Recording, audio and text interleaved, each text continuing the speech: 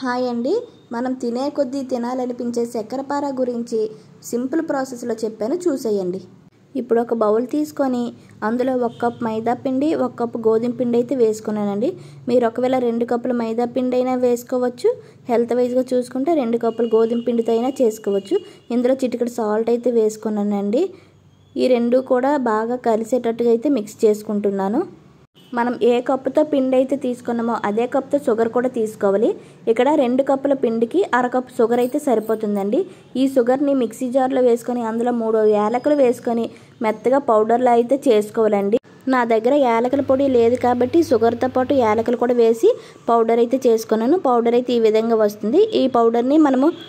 ఈ షుగర్ పౌడర్ని మనం పక్కన పెట్టుకున్న పిండిలో వేసి అయితే కలుపుకోవాలి. ఇప్పుడు నెయ్యిని 1 కప్పులోకి తీసుకొని స్టవ్ మీద పెట్టి వేడైతే చేసుకోవాలండి. ఆ నెయ్యిని మనం కొంచెం కొంచెంగా పిండిలో వేసుకొని కలుపుకోవాలన్నమాట. చూసారు కదా, ఈ విధంగా ఫింగర్స్తోనే కలపాలి. నెయ్యి వేడిగా ఉంటుంది కాబట్టి స్పూన్తో కూడా కలుపుకోవచ్చు. అలానే రిమైనింగ్ నెయ్యి కూడా వేసి పిండంతా కలిసేటట్టుగా మంచిగా మిక్స్ అయితే చేసుకోవాలండి. నేనైతే నెయ్యిని ఇంట్లోనే ప్రిపేర్ చేసుకుంటున్నాను. ఆ నెయ్యినే వేడి చేసి పిండిలో అయితే కలుపుతున్నానండి. నెయ్యి అంతా పిండిలో మంచిగా కలిసినాక మనం చేతితో పిండి తీసుకుని ఇలా చుట్టేటప్పుడు ఇలా అయితే రావాలండి. ఇలా వచ్చినట్టయితే మనకి పిండి పర్ఫెక్ట్గా కలిసిందని అర్థం. మనం ఇప్పుడు ఈ పిండిని పాలతో అయినా నీళ్ళతో అయినా కలుపుకోవచ్చండి. అది మన చాయిస్ అన్నమాట. నేను వేడి చేసి చల్లార్చిన పాలని 1/2 కప్ వరకు అయితే తీసుకున్నానండి. ఈ పాలను పిండిలో వేసుకొని పిండంతా కలిసేలా మంచిగా అయితే మిక్స్ చేసుకోవాలి. మనము పాలన్నీ ఒకేసారి వేసేయకూడదండి. కొంచెం కొంచెంగా వేసుకుంటే మనకి తెలుస్తుంది ఎంత పడుతుంది ఏంటి అనేది. అలాగే మన వీడియో చూసేవాళ్ళు లైక్ చేసి షేర్ చేసి సబ్స్క్రైబ్ కూడా చేసుకోవచ్చు కదా ఫ్రెండ్స్. మీరు ఇచ్చే ఒక లైక్ వల్ల నా వీడియో మంచి రీచ్ అయితే ఉంటుంది. సరిపడినంత పాలు వేసుకొని కలుపుకున్నాక పిండిని ఈ విధంగా అయితే తయారవుతుందండి. చూసారు కదా, స్మూత్గా అయితే ఉంది. ఈ ముద్ద మీద ఒక ప్లేట్ పెట్టుకుని 1/2 అవర్ లేదా 1 అవర్ రెస్ట్ అయితే ఇవ్వాలి. నేనైతే 1/2 అవర్ తర్వాత ప్లేట్ అయితే తీసి చూసానండి. షుగర్ పౌడర్ వల్ల ఈ పిండి అయితే కొంచెం గట్టి పడుతుందండి 1/2 అవర్ తర్వాత చూస్తే. సో మనం తీసుకొని ఈ విధంగా అయితే కలుపుకోవాలండి. ఇలా కలిపినట్టయితే మళ్ళీ మెత్తగా అవుతుంది అన్నమాట. ఒక 5 మినిట్స్ వరకు అయితే కలుపుకోవాలండి. ఇలా కలుపుకున్నట్టయితే స్మూత్గా అవుతుంది. ఈ ముద్దని 2 భాగాలుగా అయితే చేసుకోవాలండి. ఒక భాగాన్ని డిష్లో వేసుకొని ప్లేట్ అయితే పెట్టుకోవాలి. ఒక భాగాన్ని ఇలా కలుపుకొని మనము చపాతీలాగా అయితే పాముకోవాలండి. చూసారు కదా ఎంత మెత్తగా ఉందో, చూడడానికి కూడా చాలా బాగుంది అని చెప్తున్నాను అక్కడ.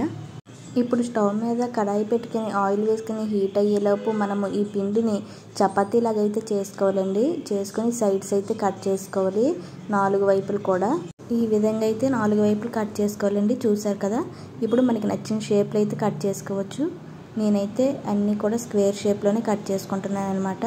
అది మీ ఇష్టం, మీకు నచ్చిన షేప్లో మీరు కట్ చేసుకోవచ్చు. ఇలాంటి మంచి మంచి వీడియోస్తో మీ ముందుకైతే వస్తానండి.